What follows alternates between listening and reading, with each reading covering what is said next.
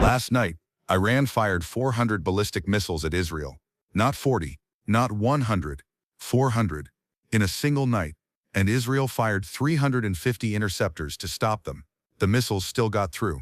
I have spent decades studying military campaigns. I have never seen an adversary deliberately engineer economic attrition at this scale. Iran is not trying to win battles. Iran is trying to bankrupt a defense system.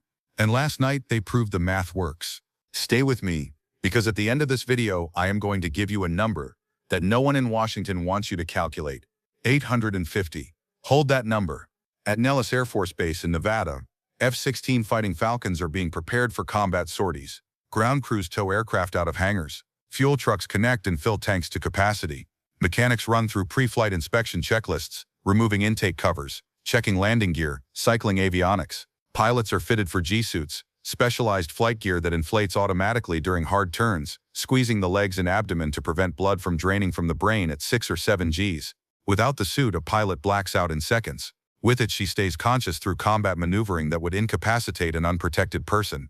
The canopy seals. The single Pratt & Whitney turbofan spools to full power. The F-16 accelerates down the runway, presses the crew back into their seats, and climbs hard into the desert sky. 3,500 Marines arrived this weekend aboard the USS Tripoli. The USS Boxer is en route, carrying more than 2,000 additional Marines. At Al Udeid Air Base in Qatar, the 82nd Airborne's commanding general has been ordered forward by the Pentagon, not his staff, the general himself. HIMARS rocket batteries are positioned along the coastline within range of Kharg Island, Iran's main oil export terminal. V-22 Ospreys are fueled and staged on the flight line. The assault plan is ready, and the troops are briefed. Washington Post reported this week, the Pentagon is preparing for weeks of ground operations in Iran. Secretary Rubio said publicly that no ground troops are needed. Those two statements cannot both be true. Now let me walk you through what happened last night, wave by wave. Because this attack was not random, it was engineered. Wave 1 arrived at 2:07 a.m. Older Ghadr medium-range missiles. Liquid-fueled, slower, relatively predictable. These were not designed to reach their targets. They were designed to force Israel to fire arrow interceptors. Each arrow cost $3.5 million. Iran was draining the magazine before the real weapons arrived. Wave 2 launched at 2:45 a.m. Khaybar Shekan solid-fuel missiles with maneuverable re-entry vehicles. These adjust their trajectory during descent, forcing defensive systems to recalculate intercept solutions continuously. Each one costs Iran between $200,000 and $500,000 to produce. Israel was now firing 2, sometimes 3 interceptors per incoming missile because the first shot was not connecting. Wave 3 hit at 3:40 a.m. Fattah 1 quasi-hypersonic systems. Terminal approach speeds exceeding Mach 13. At those velocities, the intercept window collapses from minutes to seconds. Radar operators reported tracking missiles covering 2 kilometers per second. By the time the intercept order was issued, the missile had already moved past the engagement envelope. Wave 4 arrived at 4:10 a.m. Targeting civilian zones, a warhead struck an industrial complex in southern Tel Aviv, triggering secondary explosions visible 20 kilometers away.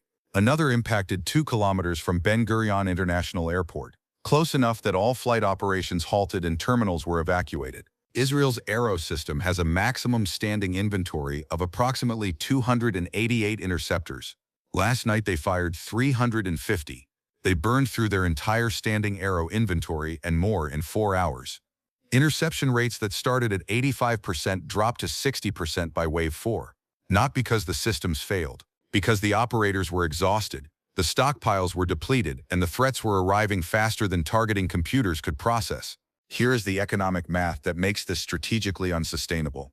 Iran spent approximately $140 million on last night's attack. Israel spent $700 million defending against it. That is a 5-to-1 cost ratio in Iran's favor. If Iran sustains this tempo for 30 days, Israel burns through $20 billion in defensive munitions. Israel's entire annual defense budget is $24 billion. And there is an intelligence dimension that should alarm every American watching. Iran's last 24 hours also included a precision strike on a Ukrainian anti-drone system that had been moved into the theater, along with the Ukrainian personnel operating it. That level of targeting specificity does not come from satellite imagery alone. Knowing that Ukrainian equipment was repositioned, knowing its operational signatures, knowing the grid coordinates of personnel who just arrived, that knowledge exists in depth in only one country. Russia has been fighting Ukrainian forces and studying Ukrainian military systems for 2 years. Russia knows their equipment signatures. Russia knows their deployment patterns. Russia is not a sympathetic observer of this conflict. Russia is feeding targeting data directly to Iranian strike planners. Israel's air defense posture has shifted. Rather than attempting to intercept every incoming threat, the IDF is now making triage decisions.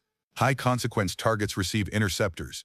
Lower-grade threats are increasingly allowed to impact because spending $3 million to stop a $200,000 missile no longer makes strategic sense when the magazine is nearly empty.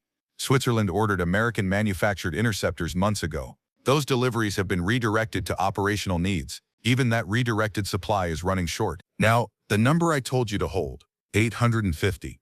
That is how many Tomahawk cruise missiles the United States fired in the first 4 weeks of this conflict. The United States produces between 40 and 60 Tomahawks per year in peacetime. 850 represents somewhere between 15 and 20 years of peacetime production output spent in 28 days. Qatar has suspended natural gas exports to any country involved in the conflict. Brent crude hit $180 per barrel overnight, a 12% spike. Goldman Sachs revised its forecast upward by $15 this week. Every day this continues, the number climbs. Your heating bill, your gas tank, your grocery receipt, these are not abstract policy outcomes. They are the end of a pipeline that runs from the Strait of Hormuz, through the Persian Gulf, through global shipping markets, directly to every household in America. The math that is destroying Israel's Interceptor stockpile is the same math that is moving your energy costs in one direction. Subscribe. Turn on notifications. When the Washington Post ground operations story breaks into public confirmation, or when the next 400 missile night arrives, this channel is where you come for the full picture. Now tell me, if Iran can sustain a 5-to-1 economic advantage on every exchange, how long before the United States has to choose between defending Israel and defending Taiwan? I read every comment below.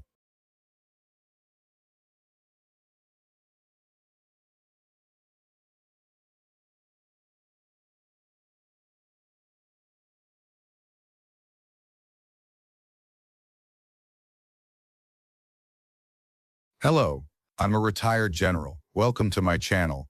I'm here because what you see on the news tells you what is happening. I'm going to tell you what it means, as someone who has read intelligence assessments and been inside decision-making rooms. One more thing before we begin. This channel uses its revenue to fund student scholarships. If you subscribe, like, and comment, you are directly supporting that mission. Please hit subscribe now and turn on notifications. Now let's get into it.